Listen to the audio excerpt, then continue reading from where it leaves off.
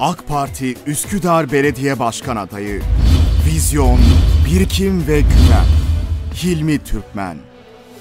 10 yıllık bir tecrübenin hizmete dönüşen markası. Validebağ Korusu.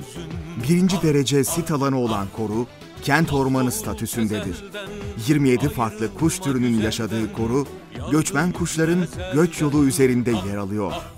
15 ile 400 yıl arasında değişen 25 türden ağaç bulunuyor. Toplamda 7.000 civarında ağacın bulunduğu koruda anıtsal nitelikte ağaçlar da mevcut.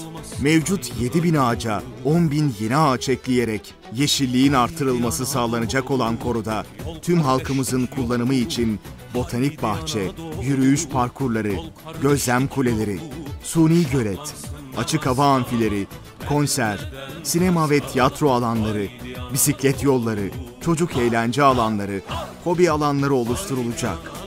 Bu alanlarda tamamen doğal malzeme kullanılacak. Bunun dışında farklı hiçbir malzeme kullanılmayacak.